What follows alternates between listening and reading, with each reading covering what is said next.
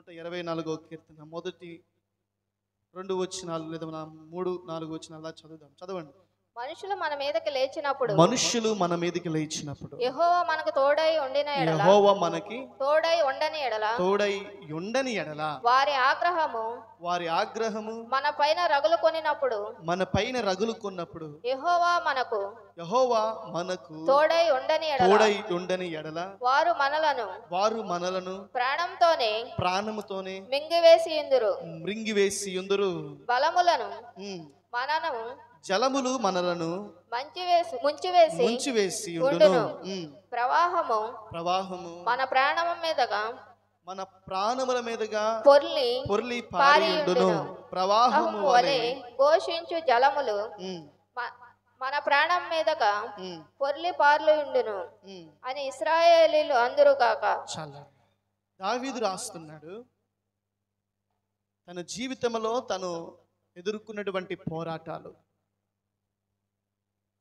దావీదు ఎదుర్కొన్నటువంటి కష్టకాలాల్లో. అందరు నా వైపు చూడాలమ్మా. నా వైపు చూస్తే మీరు జాగ్రత్తగా వాక్యం ఆలోకిస్తున్నారని దాని అర్థం, లేదంటే మీ పని మీరు చేసుకుంటున్నారని అర్థం. జాగ్రత్తగా వినండి. దేవుడు మనకి తోడై ఉండకపోతే మనం ఏమైపోయే వాళ్ళమో.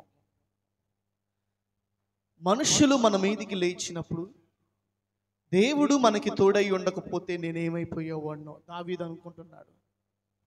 శత్రువులు మన మీదకి లేచినప్పుడు దేవుడు మనకి తోడై ఉండకపోతే వారి మనల్ని ప్రాణముతోనే మురింగివేసి ఉండేవారేమో, జలములు మనల్ని ముంచివేసి ఉండేవేమో, ప్రవాహము వలె ఘోషించు జనములు మన ప్రాణముల మీదుగా పొర్లి పారి ఉండేయేమో అని అందురుగాక అన్నాడు. చూడండి, దేవుడు దావీదు జీవితంలో తోడై ఉండకపోతే ఎలాంటి పరిస్థితులని అనుభవించేవాడినో ఒక అనుభవాన్ని మాట్లాడుతున్నాడు. చూడండి, బహుశా దావీదు ఒక క్షేమకరమైనటువంటి స్థితిలో ఉన్నప్పుడు ఈ మాటలు మాట్లాడుతూ ఉండొచ్చు. భయంకరమైన పోరాటాలు, భయంకరమైన శ్రమలు, శత్రువులు, రకరకాలైనటువంటి శోధనల నుంచి తప్పించుకొని ఒక క్షేమకరమైనటువంటి పరిస్థితుల్లోకి దావీదు వచ్చిన తర్వాత దేవుణ్ణి ఏమని జ్ఞాపకం చేసుకుంటున్నాడంటే, దేవుడు నాకు తోడై ఉండకపోతే నేనేమైపోయేవాడినో. ఈ రోజున మనుష్యులు మన మీదకి లేచినప్పుడు దేవుడు మనకు తోడై ఉండకపోతే ఈ రోజున నేను ఇలా ఉండేవాడిని కాదు అని దావీదు మాట్లాడుతున్నాడు. ఎందుకనంటే దావీదుకి ఎంతో మంది ఆప్తులుండారు, స్నేహితులుండారు కదా. ఎంతో మంది మరి తనను ప్రేమించేటువంటి అన్నదమ్ములు, తల్లిదండ్రులు ఉన్నారు. కానీ తాను తరవబడుతున్నప్పుడు ఒక్కడే తరవబడ్డాడు, కానీ తన వెనకీడితే ఎవరు కూడా రాలా. దావీదు తరంబడుతుంటే అరణ్యంలో ఒక్కడే తరంబడ్డాడు. తనను ప్రేమించినటువంటి తన భార్య తనను ఒక రూమ్ లో దాచిపెట్టగలిగింది. సౌలు వచ్చిన తర్వాత తను కూడా ఏం చేయలేకపోయింది. యోనాతాను తన ప్రాణ స్నేహితుడే. యోనాతాను ప్రయత్నించాల్సినంత వరకు ప్రయత్నించాడు దావీదుని కాపాడటానికి, కానీ యోనాతాను మాట కూడా సౌలు వినలా. చూడండి, అరణ్యంలోనికి వెళ్ళినప్పుడు దావీదు తప్పించుకొని పారిపోతూ అరణ్యానికి పారిపోయినప్పుడు దావీదు వెనకిడితే ఎవరు లేరండి, ఒంటరిగానే ఉన్నాడు. తనను కాపాడటానికి, తనను రక్షించడానికి తోడై ఉన్నది మనుషులు కాదు, దేవుడు మాత్రమే అని ఇక్కడ తెలియజేస్తున్నాడు. దేవుడు ఒకవేళ నాకు తోడై ఉండకపోతే ఈ రోజున నేనేమైపోయేవాడినో. హల్లెలూయా. చూడండి ప్రియులారా, నిజమే, మనం కూడా ఏదో అనుకుంటాం కదా, నా తల్లిదండ్రులు నాకు ఉన్నారు కాబట్టి సరిపోయింది, నా బంధువులు, నా స్నేహితులు నాకు తోడుగా ఉన్నారు కాబట్టి సరిపోయింది అని అనుకుంటున్నావు. నీ భ్రమే అది, నీ భ్రమే. నిజంగా దేవుడు మనకి తోడై ఉండకపోతే మనం ఏమైపోయేవాళ్ళము. దావీదు అంటున్నాడు, దేవుడు నాకు తోడై ఉండకపోతే ఈ రోజున జనములు లేదా శత్రువులు ప్రాణముతోనే నన్ను మృంగివేసి ఉండేవాళ్ళు. ఈరోజు దావీదు జీవితంలో తన భార్య తను కాపాడలేకపోయింది. తన ప్రాణ స్నేహితుడైనటువంటి యోనాతాను తను కాపాడలేకపోయాడు. తన అన్నదమ్ములు యుద్ధ నేర్పరులే, యుద్ధంలో సైన్యంలో ఉన్నవాళ్లే, కానీ సౌలు చేతిలో నుంచి కాపాడలేకపోయారు. దావీదు ఒక్కడిగా అరణ్యంలో ఒంటరిగా పరిగెడుతున్నప్పుడు దావీదుకి తోడై ఉంది కేవలము దేవుడు మాత్రమే. హల్లెలూయా. దాన్ని జ్ఞాపకం చేసుకుంటూ దావీదు అంటున్నాడు, దేవుడు నాకు తోడై ఉండకపోతే ఈరోజు నేను ఏమైపోయేవాడిను. ప్రియులారా వినండి జాగ్రత్తగా. మన జీవితంలో దేవుడు గనక మనకి తోడు లేకపోతే, మనుషులు మన మీదకి వచ్చినప్పుడు, శత్రువులు మన మీదకి వచ్చినప్పుడు, బాధలు మనల్ని చుట్టినప్పుడు మనం ఎలా ఉండేవాళ్ళం కాదు. నిజం. మనం ఈ స్థితిలో ఈ రోజున ఉన్నామనంటే దేవుడు మనకి తోడై ఉన్నాడు. ఆయన మనుషులు మనల్ని విడిచిపెట్టినప్పుడు, మనం ఒంటరిగా ఉన్నప్పుడు ఆయన విడిచిపెట్టలేదు. ఈ రోజున చాలా మంది అనుకుంటుంటారు కదా, నాకు మా బంధువులు తోడై ఉన్నారు, మా తల్లిదండ్రులు తోడై ఉన్నారు, నా స్నేహితులు తోడై ఉన్నారు, నా రక్తము పంచుకున్న వాళ్ళు తోడై ఉన్నారు. నీకంటే నాకంటే దావీదుకి ఇంతమంది ఉన్నారు చుట్టాలు తెలుసా? మనకేముంది? దావీదుకి ఎంతమంది ఉన్నారు తెలుసా? ఆప్తులు అనేక మంది ఉన్నారు. కానీ దావీదు అరణ్యంలో పరిగెడుతుంటే ఒక్కడు కూడా దావీదు తోడు రాలా. దావీదుకి నీకంటే నాకంటే బంధు బలగం చాలా ఉంది. దావీదు ఫ్రెండ్ ఎవరు అనుకుంటున్నారు? రాజు కొడుకు. దావీదు ఫ్రెండ్ ఎవరు అనుకున్నారు? మంచి పలుకుబడి ఉంది దావీదుకి, అయినా ఏం ఎట్లాయడా. దావీదు భార్య ఎవరు అనుకున్నారు? రాజు కూతురు. నీకంటే నాకంటే బంధు బలగం, బలమైన బలగం, మంచి పలుకుబడే ఉంది దావీదుకి. ఆయనను తరవబడటం మాత్రం తప్పలేదు దావీదుకి. ఆయనను ఒంటరిగా మిగిలిపోయిన రోజులు మాత్రం దావీదుల జీవితంలో తప్పలేదు. దావీదుకి నీకంటే నాకంటే బంధు బలగము, బలమైన బలగము ఉంది. దావీదు స్నేహితుడు ఒక రాజు కొడుకు, దావీదు భార్య ఒక రాజు కుమార్తె. ఆయనను ఒంటరితన రోజులు దావీదుకు తప్పలేదు. ఎందుకనంటే ప్రియులారా, మన ప్రాణ స్నేహితులైన, మన ఆప్తులైన ఒకానొక సమయం వచ్చినప్పుడు మన చెయ్యి విడిచిపెట్టి మనల్ని ఒంటరిగానే వదిలేసే పరిస్థితులు వస్తాయి. దావీదు బంధు బలగం ఉన్నాడు మనకంటే కూడా, కానీ ఒంటరితనపు రోజులని అనుభవించాడు. హల్లెలూయా. ఆయనను దావీదు ఏమన్నాడంటే, ఇలాంటి భయంకరమైన పరిస్థితుల్లో దేవుడు నాకు తోడై ఉండకపోతే, మనుషులు నన్ను అందరు మనుషులు నన్ను చెయ్యి విడిచిపెట్టినప్పుడు దేవుడు నాకు తోడై ఉండకపోతే నేను ఈ రోజున ఏమైపోయేవాడినో అంటున్నాడు దావీదు. నిజమే. మనకి దేవుడు తోడై ఉండకపోతే ఈరోజు మనం ఏమైపోయేవాళ్ళము? ఏమ్మా చెప్పండి. దేవుడు నాకు తోడై ఉండకపోతే, చెప్పండి అందరూ, దేవుడు నాకు తోడై ఉండకపోతే నేనేమైపోయేవాడినో. దేవుడు నాకు తోడై ఉన్నాడు కాబట్టి నేను ఈరోజు ఇలా ఉన్నా. హల్లెలూయా. నిజంగా ప్రియులారా, మనము ధన్యులమే. దేవుడు మనకి తోడై ఉండి దేవుడు ఈ విధంగా మనల్ని నడిపించాడు. హల్లెలూయా. దేవుడు తోడై ఉన్నాడు కాబట్టే అరణ్యములో ఉన్నను దేవుడు అరణ్యములో దావీదుని నడిపించాడు. గుహల్లో ఉన్నను చూడండి, ఒకనొక గుహలోనైతే దావీదు గుహ లోపలుంటే అదే గుహలో తన చంపుతున్నటువంటి సౌలు కూడా అదే గుహలో ఉన్నాడు. అలాంటి పరిస్థితుల్లో కూడా తప్పించాడు దేవుడు. ఒక రూమ్ లో ఎదురుపడ్డారు. సౌలు ఈట తీసుకుని వేయటం గోడకు గుచ్చుకుందంట. దావీదును తప్పించుకొని పోయి, మనం ఏదో ఆషామాష అనుకుంటున్నాం కానీ రోజు చెప్పుకునే కథ అయిపోయి మనకి సింపుల్ అయిపోయింది. కానీ ఒక రాజు చేతిలో నుంచి సామాన్యమైన మనుషుడు తప్పించుకోవడం ఏంటి? అసలుకి తప్పించుకోగలడా? మన మీద పగబట్టిన శత్రువుల చేతిలో నుంచే మనం తప్పించుకోలేకపోతున్నాం. ఆఫ్టర్ ఆల్ కొద్ది చిన్న మనుషులు వాళ్ళ చేతిలో నుంచే మనం తప్పించుకోలేకపోతున్నాం.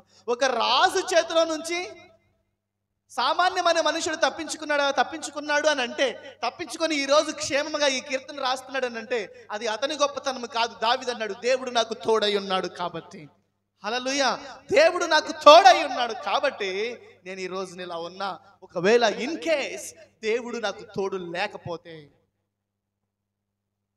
ప్రియులారా వినండి, దేవుడు మనకి తోడు లేకపోతే ఏమైపోతే? పోయిన వారం మనం వాక్యం ధ్యానం చేశాం. సంసోనుకి దేవుడు తోడై ఉన్నంత కాలం ఏం చేశాడు? సింహాన్ని చంపాడు. 30 మందిని ఫిలిస్తీన్లు చంపాడు. తర్వాత 1000 మంది ఫిలిస్తీన్లు చంపాడు. ఎప్పుడైతే దేవుడు సంసోన్ని ఎడబాసాడో పట్టుకెళ్ళిపోయి స్తంభానికి కట్టేసి కళ్ళు బీకేశాడు. దేవుడు ఎడబాసాడు. దేవుడు తోడున్నంత కాలము సంసోను గొప్ప కార్యాలు చేశాడు. దేవుడు ఎడబాసిన తర్వాత శత్రువులు పట్టుకొని కళ్ళు బీకేశారు, స్తంభానికి కట్టేశారు, పట్టుకెళ్ళిపోయారు. అతని బ్రతుకు దుర్భరం అయిపోయింది. నిజంగా ఈ రోజున దేవుడు తోడై ఉన్నాడు కాబట్టి మనం ఇలా ఉన్నాం. ఒకవేళ దేవుడు తోడు లేకపోతే మనం ఈరోజు ఏమైపోయే వాళ్ళమో. దేవుడు తోడు లేకపోతే మనం బ్రతుకే దుర్భరం అయిపోతాయి. సౌలుని కూడా దేవుడు ఎడబాసాడంట. సౌలుని కూడా దేవుడు ఎడబాసాడు. సౌలు జీవితం ఎలా అయిపోయింది? అతని కత్తి మీద అతను పొడుచుకొని చనిపోయాడు. తెలుసా? అనగా సూసైడ్ చేసుకున్నాడు, ఆత్మహత్య చేసుకున్నాడు. ఆత్మహత్య చేసుకొని చచ్చిపోయాడు సౌలు. దేవుడు ఎడబాస్తే యూదా, ఇస్కరియోతు యూదా, దేవుడు యేసు ప్రభు వారిని ఎడబాసి ఏం చేశాడు? ఆత్మహత్య చేసుకున్నాడు, చెట్టు కురేసుకొని చచ్చిపోయాడు. దేవుడు ఎడబాస్తే మన జీవితంలో దుర్భరమైపోతుంది. దేవుడు తోడై ఉన్నాడు కాబట్టే దావీదు ఎలాంటి పరిస్థితుల్లో, ఒంటరిగా మిగిలినటువంటి పరిస్థితుల్లో కూడా దావీదు క్షేమముగా బయటపడి ఈ రోజున దావీదు ఈ కీర్తన రాస్తున్నాడు. దేవుడు నాకు తోడై ఉండకపోతే నేనేమైపోయేవాడిను అని. హల్లెలూయా, హల్లెలూయా. ప్రియులారా, దీన్ని బట్టి మనకు అర్థమవుతుంది ఏమనంటే దేవుడు మనకి తోడై ఉంటేనే మనము క్షేమంగా ఉండగలం. హల్లెలూయా. దేవుడు మనకి తోడు లేకపోతే మనం ఏమైపోయేవాళ్ళమో. దేవుడు కూడా ఏమంటున్నాడంటే నేను నీకు తోడై ఉంటానంటున్నాడు. 41వ అధ్యాయము యెషయా గ్రంథము 9-10 వచనాలు అనుకుంటా, చదవండి ఒకసారి. దేవుడు తానే వాగ్దానం చేస్తున్నాడు.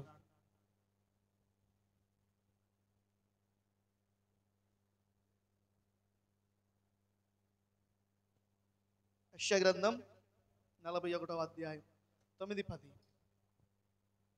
భూదిగాంతముల నుండి నేను పట్టుకొని దాన్ని కోనల నుండి పిలుచుకొని వాడా, నీవు నా దాసుడు అనియు నేను నిన్ను ఉపేక్షించి ఏర్పరచుకుందిననియు నేను నీతో చెప్పి ఉన్నాను, నీకు తోడై ఉన్నాను, భయపడకము. ఆ మాట అండర్లైన్ చేసుకోండి. నేను నీకు తోడై ఉన్నాను, భయపడకము. నేను నీ దేవుడినై ఉన్నాను, నేను నీ దేవుడినై ఉన్నాను, దిగులు పడకము. నేను నిన్ను బలపరుతును, దిగులు పడకము, నేను నిన్ను బలపరుతును. నీకు సహాయము చేయువాడను నేనే. నీతియు నా దక్షిణాస్తంతో నిన్ను ఆదుకుందును.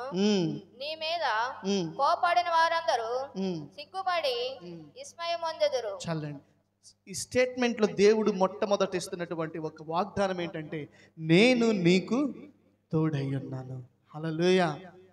దావీదుకి దేవుడు ఏ విధముగా దేవుడు తోడై ఉన్నాడో మనకి కూడా దేవుడు అదే విధంగా తోడై ఉన్నాడు అంటున్నాడు. అంత మాత్రమే కాదు, యెహోషువతో కూడా యెహోషువ గ్రంథము 1వ అధ్యాయము 5వ వచనంలో మనం చూసినట్లయితే యెహోషువతో దేవుడు చెబుతున్నాడు కదా, నీవు బ్రతుకు దినములన్నిట ఏ మనుష్యుడును నీ ఎదుట నిలవలేక ఉండును, నేను మోషేకి తోడై ఉండునట్లు నీకును తోడై ఉండును. ఒక ఇజ్రాయేలీల ప్రజలను నడిపించినటువంటి ఒక సక్సెస్ఫుల్ లీడర్ ఎవరు అని అంటే మోషే, యెహోషువ. మోషే, యెహోషువ వీళ్ళిద్దరూ కూడా ఇజ్రాయేల్ ప్రజలు నడిపించినటువంటి ఒక సక్సెస్ఫుల్ నాయకులు. చూడండి నా వైపు. వీళ్ళు సక్సెస్ అవడానికి గల కారణం ఏంటనంటే దేవుడు వాళ్ళకి తోడై ఉన్నాడంట. ఇజ్రాయేలీల ప్రజలు అందరికంటే ఏ రాజు కాలంలో వాళ్ళు శాంతిని లేకపోతే ఒక మంచి పరిపాలన అందుకున్నారని అంటే దావీదు కాలంలో అందుకున్నారు. ఎందుకనంటే దావీదుకి దేవుడు తోడై ఉన్నాడు. ఇజ్రాయేల్ ప్రజలను నడిపించినటువంటి నాయకులు, గొప్ప నాయకులు మోషే, యెహోషువ గురించి దేవుడు చెప్తున్నాడు. మోషేకి నేను తోడై ఉన్నట్లుగా యెహోషువ నేను నీకు తోడై. అమ్మా, దేవుడు మనకు తోడై ఉన్నాడా? చెప్పాలా? తోడై ఉన్నాడా? సరోజినమ్మ, దేవుడు మనకు తోడై ఉన్నాడా? దేవుడు మనకి తోడై ఉండాలి. ఈ యెహోషువ చూసినట్లయితే దాదాపు ఐగుప్తు దేశం నుంచి 10 లక్షల మందికి పైగా జనాలు కానాను దేశానికి బయలుదేరి వస్తే వాళ్ళలో ఎంతమంది కానాను దేశానికి ప్రవేశించింది? ఎంతమంది అమ్మా? ఇద్దరు. 10 లక్షల మందికి ఎంతమంది ప్రవేశించారు కానాను దేశానికి? ఇద్దరు. ఎవరు వాళ్ళు? యెహోషువ. ఆ 10 లక్షల మంది దారిలోనే పోయారు. 10 లక్షల మంది పైగా బయలుదేరి వచ్చారు ఐగుప్తు దేశం నుంచి కానానికి రావడానికి. కానీ సక్సెస్ అయింది మాత్రం ఇద్దరే. వాళ్ళు దేవుడు తోడై ఉన్న మనుషులు. హల్లెలూయా. దేవుడు తోడై ఉంటేనే ఆ అరణ్యం అంతటి నుంచి, శత్రువులు అంతటి నుంచి, ఎర్ర సముద్రం నుంచి, యోర్దాను నుంచి, వాటన్నిటి నుంచి దేవుడు తప్పించుకొని వచ్చాడు. యెహోషువ కూడా చెప్పాలి ఏమనంటే దేవుడు నాకు తోడై ఉండకపోతే ఎర్ర సముద్రంలోనే మునిగిపోయేవాడిని, దేవుడు నాకు తోడై ఉండకపోతే యెరికో దగ్గరే ఆగిపోయేవాడిని, దేవుడు నాకు తోడై ఉండకపోతే యోర్దాను దగ్గరే ఆగిపోయేవాడిని. యెహోషువ కూడా చెప్పి ఉండొచ్చేమో. నిజమే ప్రియులారా, దేవుడు తోడై ఉన్నాడు కాబట్టి యెహోషువ ఒక సక్సెస్ఫుల్ నాయకుడయ్యాడు. యోసేపుతో కూడా చెప్తాడు దేవుడు 39వ అధ్యాయంలో అనుకుంటా 20 నుంచి 23 వచనాలు మనం చదివితే యోసేపుతో కూడా దేవుడు చెబుతాడు కదా, యోసేపుకి దేవుడు తోడై ఉన్నాడు కాబట్టి అతడు చేయునదంతయు దేవుడు సఫలపరిచెను. యోసేపుకి దేవుడు తోడై ఉన్నాడు కాబట్టి అతడు చేయునదంతయు సఫలపరిచెను. ఒక బానిస చూడండి, దేవుడు తోడై ఉంటే ఎలా మారుతుందో లైఫ్ చూడండి. నా మాటలు జాగ్రత్తగా వినండి. సరోజినమ్మ నాకెళ్ళి చూసి నా మాటలేనండి జాగ్రత్తగా. దేవుడు తోడై ఉంటే బానిస ఆ దేశానికి ప్రధానమంత్రి అవుతాడు. మెయిన్ హల్లెలూయా. బానిస ఆ దేశానికి ప్రధానమంత్రి అయ్యారు. ఎవరు అంటే దేవుడు తోడై ఉన్న వ్యక్తి. ఇస్సాకు కూడా దేవుడు తోడై ఉన్నాడంట. ఆదికాండము 26వ అధ్యాయం మొదటి నుంచి మనం చదివినప్పుడు మనకు అక్కడ కనపడుతుంది. 3వ వచనం చదవండి ఒకసారి. మనకి ఆదికాండము 26వ అధ్యాయము మొదటి నుంచి చూసినా కానీ అధ్యాయం అంతా కూడా ఒక వండర్ఫుల్ చాప్టర్. అదంతా కూడా చూడండి. అబ్రహాము దినముల్లో వచ్చిన కరువు గాక మరో కరువు ఆ దేశంలో వచ్చినప్పుడు ఇస్సాకు గెరారులోనున్న ఫిలిస్తీయుల రాజు అయిన అబీమెలెకు వద్దకు వెళ్ళాడంట. అప్పుడు దేవుడు అతనికి ప్రత్యక్షమయ్యి ఇస్సాకుతో అంటున్నాడు, ఇస్సాకు, ఈ దేశమందు నీవు పరదేశివై ఉండు. ఈ దేశమందు నువ్వు ఎలా ఉండాలంటే రెంట్కుండు. ఈ దేశమందు నువ్వు అద్దెకుండు. అయితే ఈ దేశాన్ని నేను నీకు ఇస్తానన్నాడు. మొదట ఏమన్నాడంటే నేను నీకు తోడై ఉండి నిన్ను నేను ఆశీర్వదిస్తాను. నేను చెప్తున్నా వినండి, దేవుని తోడు గురించి చెప్తున్నా. దేవుడు మనకి తోడై ఉంటేనే మనం ఆశీర్వదించబడగలం. ఇస్సాకు ఆశీర్వదించబడ్డానికి గల కారణం ఏంటంటే ఇస్సాకుకి దేవుడు తోడై ఉన్నాడు. దేవుడు తోడై ఉన్నాడు. ఇస్సాకుకి దేవుడు తోడై ఉండి నిన్ను నేను ఆశీర్వదించదనని మాట ఇస్తున్నాడు. దేవుడు ఇస్సాకుకు తోడై ఉన్నాడంట. ఆ క్రమముగా ఏమి జరిగిందంటే 12వ వచనం నుంచి మనం చూసినట్లయితే చూడండి. ఆ దేశమందు ఉన్నాడు ఇస్సాకు ఆ దేశమందు ఉన్నవాడే విత్తనము వేసి ఆ సంవత్సరము 100 ఫలము పొందెను. యెహోవా అతను ఆశీర్వదించిన గనుక ఆ మనుషుడు గొప్పవాడాయెను. అతడు మిక్కిలి గొప్పవాడగు వరకు క్రమక్రమంగా అభివృద్ధి పొందుచూ వచ్చెను. చాలండి. చూడండి, దేవుడు ఇస్సాకుకు తోడై ఉన్నాడు కాబట్టి ఆ సంవత్సరమందు విత్తనం వేసి 100 ఫలము పొందెను. ఇస్సాకు ఆ దేశమందు 1 ఎకరం పొలం వేస్తే 100 ఎకరాల్లో వచ్చినంత లాభం ఇస్సాకు అక్కడ వచ్చిందంట. ఎందుకురా బాబు, ఏ మందులు వేసాడు, ఏం ఎరువు వేసాడంటే ఏమి వేయలా. ఒకటే రహస్యం ఏంటి అని అంటే దేవుడు తోడై ఉన్నాడు. హల్లెలూయా. దేవుడు తోడై ఉన్నాడు. దేవుడు తోడై ఉన్నాడు కాబట్టి ఇస్సాకు క్రమముగా అభివృద్ధి చెందుతున్నాడంట. ఇస్సాకు మిక్కిలి గొప్పవాడగు వరకు దేవుడు ఇస్సాకుని ఆశీర్వదించు వచ్చెను. క్రమముగా అభివృద్ధి పొందుచు వచ్చెను. చూడండి, క్రమముగా దేవుడు తోడై ఉంటే మనం క్రమంగా అభివృద్ధి చెందుతాం. మనం క్రమంగా కృషించిపోం. క్రమంగా మనం అంటుకట్టుకుపోం, అడుగంటిపోం. దేవుడు మనకు తోడై ఉంటే మనం క్రమంగా అభివృద్ధి చెందుతాం. హల్లెలూయా. ఇస్సాకుకి దేవుడు తోడై ఉన్నాడంట. ఆ సంవత్సరం పంట వేస్తే 100 ఫలం వచ్చిందంట. ఏంట్రా సీక్రెట్ అంటే దేవుడు తోడై ఉన్నాడు. ఇంకా ఎలా అయ్యాడంటే అక్కడ భార్యాభర్తలు ఇద్దరు వచ్చారు, కానీ వాళ్ళు ఎలా అయ్యారంటే మిక్కిలి గొప్పవాడగు వరకు క్రమముగా అభివృద్ధి పొందుచూ వచ్చెను. దేవుడిచ్చే ఆశీర్వాదాలు ఎలా ఉంటాయి అంటే క్రమంగా అభివృద్ధి చెందాలి. మనకి ఎలా రావాలంటే ఓవర్ నైట్ స్టార్ అయిపోవాలి. మన మనసుల యొక్క ఆశ ఏంటంటే రాత్రే గొప్పవాళ్ళు అయిపోవాలా. రాత్రే ఎంత మూట వచ్చి మన ఇంటి ముందు ఉండాలా. అది మనం అనుకుంటుంటాం. కానీ దేవుడు తోడేంటి, దేవుడు అన్యాయస్తుడు కాదు. ఆయనకి కూడా ఒక లా ఉంది, ఆయనకి కూడా ఒక క్రమం ఉంది. ఆయన కూడా అక్రమంగా చేయడు. ఆయన కూడా మనల్ని క్రమంగా అభివృద్ధి చెందిస్తాడు. హల్లెలూయా. దేవుడు తోడై ఉంటే ఇస్సాకంట క్రమముగా అభివృద్ధి పొందుచు వచ్చాడనంట. చూడండి, మనకి పాలకి తోడేసినప్పుడు పాల తోడు కూడా క్రమంగా అది మారుతూ వస్తుంది కదా. తోడేస్తున్నారా? ఎక్కడ వేస్తున్నారు? పెరుగు ప్యాకెట్ తెచ్చుకుంటున్నారు. నిజం చెప్పండి, వేస్తున్నారు తోడు? వేయట్లేదులే. వేస్తున్నారా? సరే. పాలకి తోడేసినప్పుడు, ఆ పాలలో తోడేసినప్పుడు ఏమైందంటే పెరుగుగా మారింది. ఆ పెరుగులో నుంచి వెన్న వస్తుంది, వెన్నలో నుంచి నెయ్యి వస్తుంది. ఆ నెయ్యి ద్వారానే మనం తినే స్వీట్లన్నీ కూడా తయారవుతుంది. పాలు ఒంటిగా ఉంటే ఏమవుతాయి? పాలు ఒక రైతులు అలానే పెట్టండి, ఏమవుతాయి? ఎందుకన్నా ఉపయోగపడతాయా? పడబోయటమే. వాటికి ఇంత మజ్జిగో పెరుగో తోడు చేసినప్పుడు అవి ప్రయోజనకరంగా క్రమంగా అభివృద్ధి చెందుతున్నాయి. చూడండి ఎలా స్టెప్ బై స్టెప్ అభివృద్ధి చెందుతున్నాం. నేను చెప్తున్నా, దేవుడు మనకి తోడైతేనే మనము క్రమంగా అభివృద్ధి చెందగలం. దేవుడు మనకి తోడు లేకపోతే నువ్వు ఒంటిగా ఉంటే ఒంటరిగానే ఉంటావు. ఇంకా ఏంటంటే అట్లా నిరపయోజనంగా మారిపోతాం, దేనికి పనికిరావు. దేవుడు మనకి తోడైతేనే, మనము దేవుని తోడు మనకు ఉంటేనే మనము క్రమముగా ఏ విధంగా అయితే పాల నుంచి పెరుగు నుంచి వెన్న ఒక నెయ్యి అయిపోయి ఆ స్వీట్లోకి వెళ్ళిపోయి ఎంత విస్తరిస్తుందో, దేవుడు మనకి తోడైతేనే మనము అలా విస్తరించగలం, అభివృద్ధి చెందగలం. కాబట్టి ప్రియులారా, మన జీవితంలోకి ఎవరు కావాలా? తోడు కావాలా? ఎవరు తోడు కావాలా? మనుషుల తోడా? దావీదు సంగతి చూసారుగా. దావీదు మనుషులు నమ్ముకొని ఉంటే మోసపోయేవాడే. మనుషులందరూ విడిచిపెట్టారు, దేవుని తోడై ఉన్నాడు.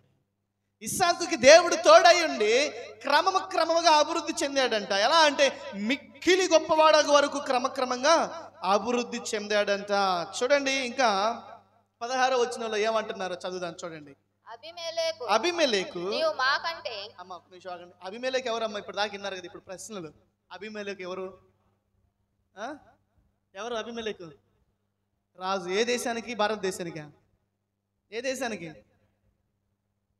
ఫిలిస్తీన్ దేశానికి. మొదట్లోనే మనం చదువుకున్నాం కదా, మొదటి వచనంలో గెరారులో ఉన్న ఫిలిస్తీన్ రాజు అయిన అబీమెలెకు వద్దకు. అబీమెలెకు అనేటువంటి వ్యక్తి ఫిలిస్తీన్ రాజు. ఆ రాజు వచ్చి ఏమడుగుతున్నాడు చూడండి, 16వ వచనం. అబీమెలెకు నీవు మాకంటే బహు బలము గలవాడు గనుక మా యొద్ద నుండి వెళ్ళిపోమ్మని ఇస్సాకుతో చెప్పగా. ఏంటండి ఇది? ఒక రాజు వచ్చి సామాన్యమైన మనుష్యుడిని, నువ్వు మాకంటే బలమైన వాడివి, నువ్వు మాకంటే బహుబలము కలిగిన వాడు కనుక మా యొద్ద నుండి వెళ్ళిపోమ్మని వేడుకుంటున్నాడంటే ఇస్సాకుకు దేవుడు ఎలా ఆశీర్వదించాడో చూడండి. ఇస్సాకుకు దేవుడు ఎలా తోడై ఉండి వర్ధిల్ల చేశాడో చూడండి. ఒక రాజుకే భయము పుట్టుకుంది దేవుడు తోడై ఉన్నటువంటి మనుషుని చూసినప్పుడు. నేను చెప్తున్నాను, దేవుడు గనక నీకు తోడై ఉంటే ఎవడైనా సరే మనకు భయపడాల్సిందే. హల్లెలూయా.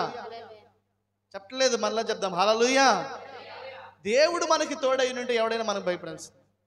దేవుడు తోడై ఉన్నటువంటి ఇస్సాకుని చూసి అక్కడ రాజు చెన్నాడు కదా, బహుబలము గలవాడు గనక మా యొద్ద నుండి వెళ్ళిపోమ్మని ఇస్సాకుతో చెప్పక ఇస్సాకు అక్కడ నుండి వెళ్ళి గెరారు లోయలో గుడారం వేసుకుని అక్కడ నివసించాను. హల్లెలూయా. అమ్మా, ఇస్సాకు ఎలా వచ్చాడు?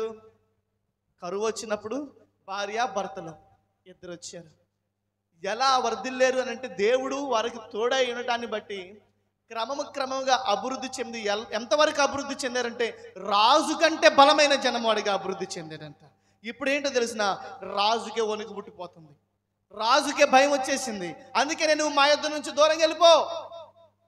అంతకుముందు ఇస్సాకు పరిస్థితి తెలుసా? ఒకసారి 6-7 వచ్చిన చదవండి. ఇస్సాకు గెరారులో నివసించెను. ఆ చోటి మనుషులు అతని భార్యను చూసి ఆమె ఎవరని అడిగినప్పుడు అతడు ఆమె నా సహోదరి చెప్పాను. ఎందుకనగా రిబ్కా చక్కనిది గనుక ఈ చోటు మనుషులు ఆమె నిమిత్తము నన్ను చంపుదురేమో అనుకొని తన భార్య అని చెప్పుటకు భయపడాను. చాలు, ఇస్సాకు తన భార్యను కూడా ఈమె నా భార్య అని చెప్పుకోవడానికి భయపడ్డాడు. ఇక అంతకంటే భయం ఇంకెంత ఉంటుంది చూడండి. ఎంత భయపడితేనో భార్యను చెల్లెని చెప్పుకుంటారు. భార్యను ఈమె నా చెల్లి, ఈమె నా సహోదరాన్ని చెప్పుకున్నాడంటే ఇస్సాకు ఎంత భయపడి ఉంటాడండి. ఇస్సాకు గెరారు దేశంలో లేదా ఫిలిస్తీన్ దేశంలో పరదేశిగా ఉన్నప్పుడు అక్కడ ఉన్నటువంటి ప్రారంభంలో తన భార్యను పరిచయం చేయడానికి కూడా మనుషులకు భయపడ్డాడు ఇస్సాకు. తన భార్యను చెల్లి అని చెప్పుకునేటువంటి దుస్థితిలోనికి వచ్చాడు ఇస్సాకు. అలాంటి భయంకరమైన పరిస్థితి, అలాంటి భయంతో ఉన్న ఇస్సాకుని దేవుడు ఎలా చేశాడంటే ఇస్సాకు అంటేనే రాజుకి భయపడేలా చేశాడు. హల్లెలూయా, హల్లెలూయా. దేవుడు మనకి తోడై ఉంటే అలా ఉంటుంది. దేవుడు తోడై ఉన్నాడు కాబట్టి ఒకానొకప్పుడు ఇస్సాకు అద్దె ఇంటిలో అద్దెగట్టుకుంటూ తన సొంత భార్యను కూడా భార్య అని చెప్పుకోలేక చెల్లెలని చెప్పుకునే భయంకరమైన పరిస్థితి నుంచి రాజు భయపడిపోయి నువ్వు మిక్కిలి గొప్ప జనమైపోయావు, బహుబలము కలిగిన వాడవైపోయావు, కాబట్టి మా యొద్ద నుంచి వెళ్ళిపోయా అని ఇస్సాకుని బ్రతిమలాడుకునేటువంటి స్థితికి దేవుడు తీసుకొచ్చాడు. ఇస్సాకు అక్కడ నుండి 17వ వచనం, ఇస్సాకు అక్కడ నుండి వెళ్ళి గెరారు లోయలో గుడారం వేసుకొని అక్కడ నివసించాను. చూడండి, ఇస్సాకు అంట గెరారు లోయలోకి వెళ్ళాడంట, గుడారం వేసుకొని అక్కడ నివసించాడంట. అక్కడ అప్పుడు తన తండ్రి అయిన అబ్రహాం దినములు త్రవ్విన నీళ్ల బావులు ఇస్సాకు తిరిగి తవ్వించెను. ఏలయనగా అబ్రహాం మృతి పొందిన తర్వాత ఫిలిస్తీయులు వాటిని పూడ్చివేసిరి. అతడు తన తండ్రి వాటికి పెట్టిన పేర్లు చొప్పున తిరిగి వాటికి పేర్లు పెట్టెను. మరి ఇస్సాకు దాసులు ఆ లోయలో త్రవ్వగా జలగల నీళ్లు బావి దొరికెను. అప్పుడు గెరారు కాపురులు ఇస్సాకు కాపురులతో జగడమాడి ఈ నీరు మాదే అని చెప్పి గనుక వారు తనతో కలహించినందున అతడు ఆ బావికి ఎస్సేకు అను పేరు పెట్టిన. చూడండి, అక్కడ ఉన్నటువంటి ఇస్సాకు గెరారు లోయలో పోయాడు కదా, మళ్ళీ వాళ్ళు బ్రతకాలంటే ఏం కావాలి? ఏ మనుషుడికైనా నీళ్లు కావాలి, గొర్రెలకి నీళ్లు కావాలి, అక్కడ ఉన్నటువంటి దాసులకు నీళ్లు కావాలి. నీళ్లు లేకపోతే బ్రతకడమే కష్టం కదా. నా వైపు చూడండి, నీళ్ళు లేకపోతే బ్రతకడమే కష్టం. అందుకని అక్కడున్నటువంటి ఫిలిస్తీయులు ఇస్సాకు యొక్క ఎదుగుదలని ఓర్వలేని వారు, ఇస్సాకు యొక్క ఎదుగుదలని అడ్డగించాలని బావులు బుట్ చేశారంట. చూడండి, వీళ్ళు ఎంత దుర్మార్గులో.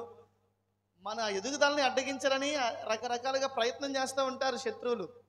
ఇస్సాకు ఎదుగుతుంటే, ఇస్సాకు ఎదగడానికి గల కారణం ఏంటో వాళ్ళకి ఏమనుకున్నారంటే, వీళ్ళు బహుగా వర్ధిల్లుతున్నారు, ఎంతగా ఎదగడానికి గల కారణం ఏంటంటే వీళ్ళకి ఎక్కడ దొరికినా కానీ మంచి నీళ్లు పడుతున్నాయి, ఎక్కడ తవ్వినా కానీ వీళ్ళకి మంచి నీళ్లు పడుతున్నాయి. వీళ్ళకి ఇస్సాకుకి మరిన్ని గొర్రెలు ఉన్నాయి, ఎక్కువ మంది దాసులు ఉన్నారు. వీళ్ళకి నీళ్లు లేకుండా చేస్తే ఇస్సాకుని కొంతవట్టుకైనా మనం అడ్డగించవచ్చు, కొంతవట్టుకైనా ఇస్సాకు ఆశీర్వాదాన్ని దొంగిలించవచ్చు అనుకున్నారు. వాళ్ళు ఏమనుకున్నారంటే ఇస్సాకుకి ఆశీర్వాదము బయట కనిపించేటువంటి వాటి ద్వారా వస్తుంది అనుకుంటున్నారు. వాళ్ళకి తెలియట్లా ఇస్సాకు వర్ధిల్లడానికి కలం అంతర్గతంగా దేవుడు తోడై ఉన్నాడని. చాలామంది వినండి జాగ్రత్తగా, దేవుడు తోడై ఉన్న ప్రజలు వర్ధిల్లుతుంటే బయట ఉన్న ప్రజలకి వీళ్ళు మంచి ఉద్యోగం వచ్చింది కాబట్టి వర్ధిల్లుతున్నారు, వీళ్ళు మంచి బిజినెస్ చేస్తున్నారు కాబట్టి వర్ధిల్లుతున్నారు, వీళ్ళు మంచిగా ఏదో రాబడి వస్తుంది కాబట్టి వీళ్ళు ఎంతగా ఆశీర్వదించబడుతున్నారు అని అనుకుంటారు.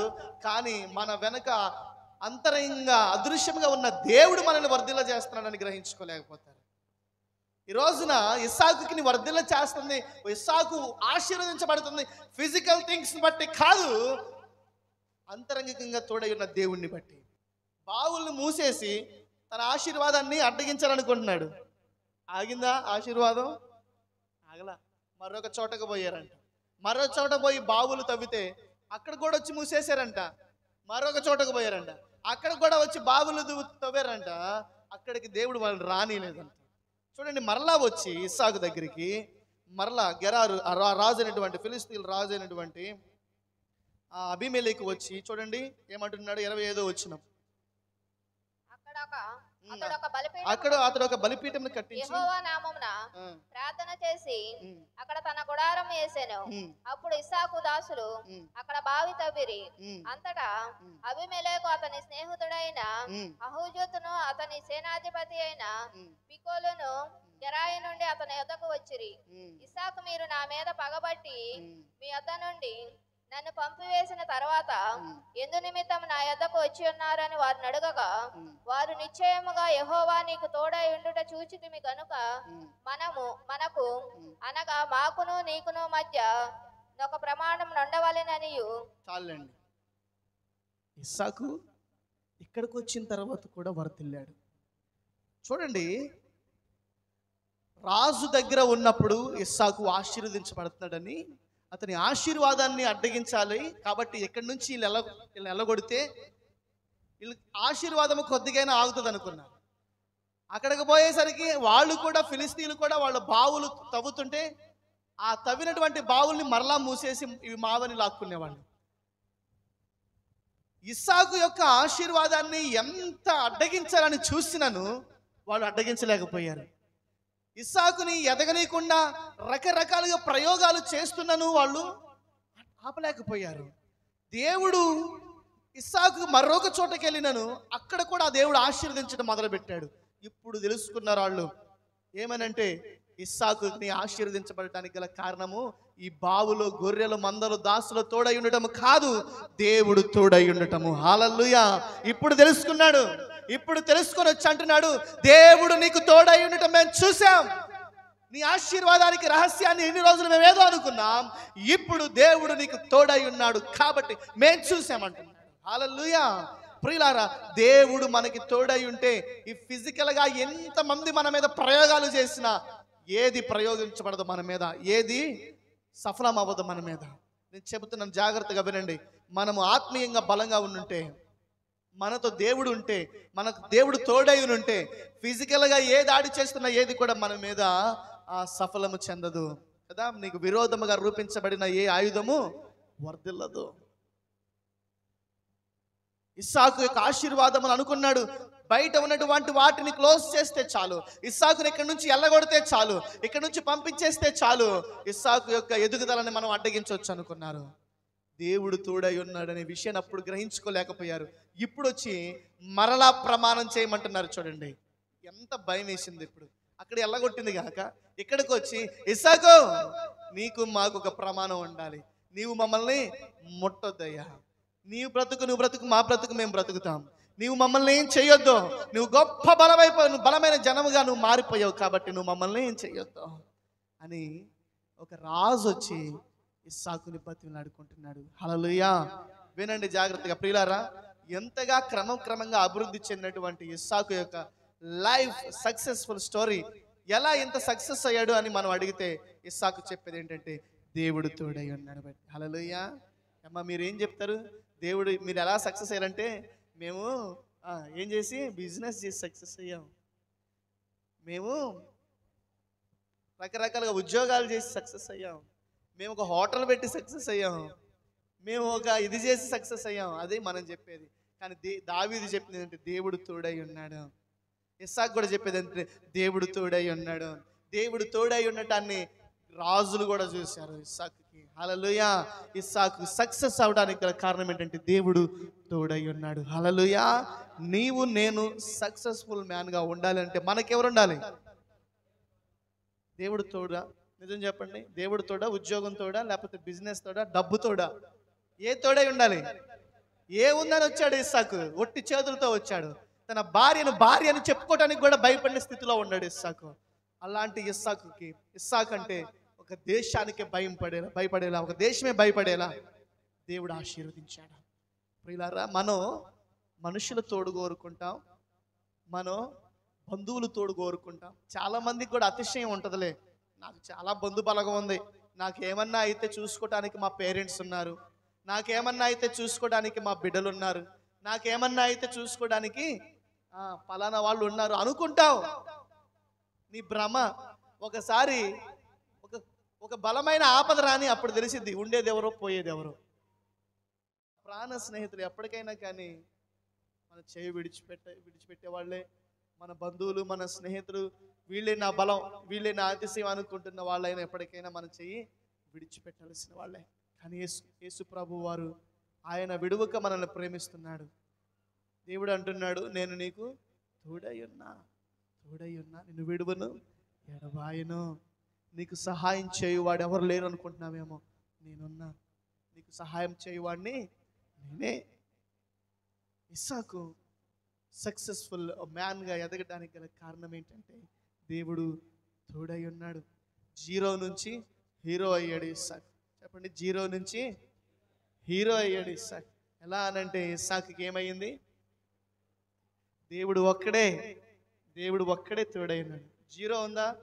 0కి ఇటు పక్క 1 పెట్టండి, ఏమైంది? 1 యాడ్ అయితే ఏమైంది? 1 వచ్చి పక్కన తోడైతే ఏమైంది? వాల్యూ పెరిగింది. హల్లెలూయా. 0 ఉన్న మనకి ఒక్కడై ఉన్న దేవుడు యాడ్ అవ్వాలి. హల్లెలూయా.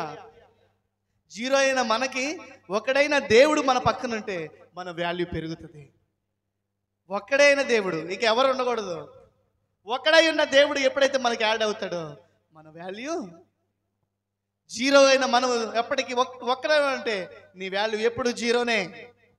ఒక్కడై ఉన్న దేవుడు ఎప్పుడైతే 0 ఉన్న మన పక్కన వచ్చి ఉంటాడో అప్పుడు మన వాల్యూ పెరుగుతుంది, మనం అన్ని విషయాల్లో అభివృద్ధి చెందుతాం. హల్లెలూయా. చూడండి, సరే మంచిది, అయ్యా మరి ఇస్సాకు దేవుడు తోడై ఉన్నాడు. మనం కూడా దేవుడు తోడై ఉంటేనే మనం కూడా ఒక సక్సెస్ఫుల్గా ఎదుగుతాం. మరి దేవుడు తోడు రావాలంటే ఏం చేయాలా? దేవుడు తోడు. ఎప్పుడైనా మీరు బయటకు వెళ్తే ఎవరన్నా తోడు తీసుకెళ్ళరా?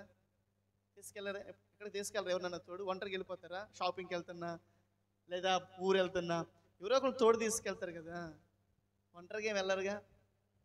హాస్పిటల్కి వెళ్ళినా ఎక్కడికైనా వెళ్ళినాయి.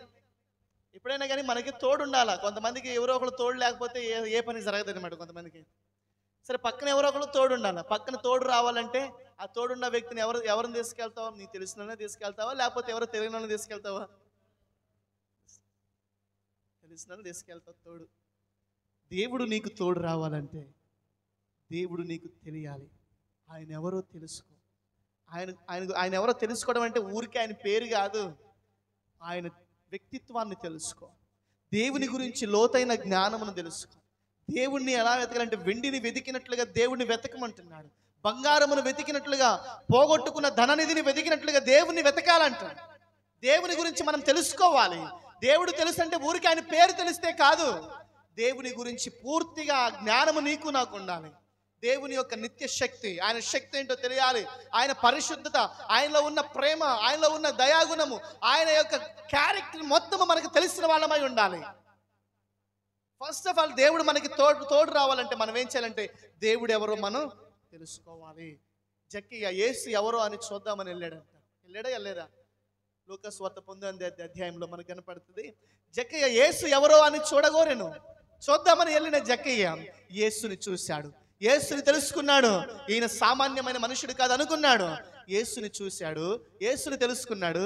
జక్కయ్య ఇంటికి వచ్చేటప్పుడు ఎలా వచ్చాడు?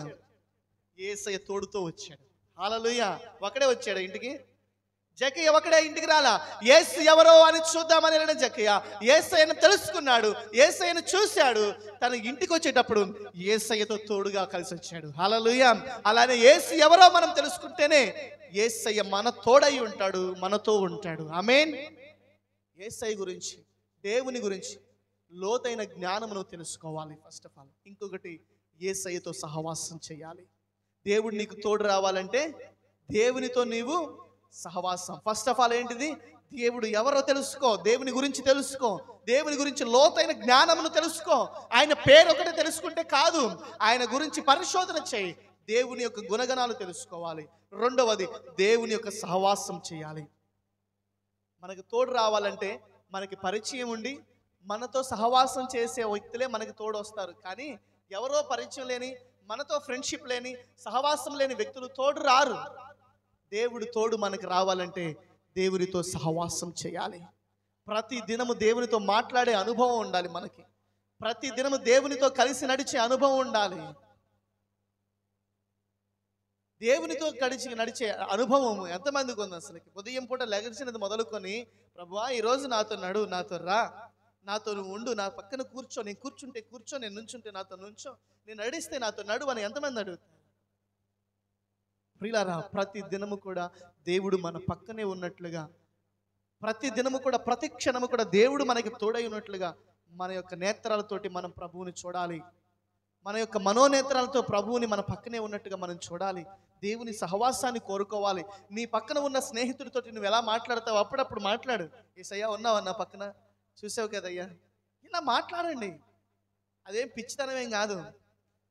అలా మాట్లాడుకుంటే చెప్తున్నా, మీరు దేవుని తోడుని మీరు ఎక్స్పీరియన్స్ చేస్తారు, అనుభవిస్తారు. ఆయన తోడు మీరు అనుభవిస్తారు. మీ పక్కన యేసయ్యనట్టుగా చూడండి, ఆయనతో ఒక ఫెలోషిప్ కలిగి ఉండండి. అప్పుడు దేవుడు మనకి తోడై ఉంటాడు. మనం నడిచే ప్రతి మార్గంలో మనల్ని అన్ని విషయాల్లో వర్ధిల్ల చేస్తాడు. హల్లెలూయా, హల్లెలూయా. ఇంకా మనం వర్ధిల్లాలి అని అంటే దేవుడు మనకి తోడై ఉండాలి.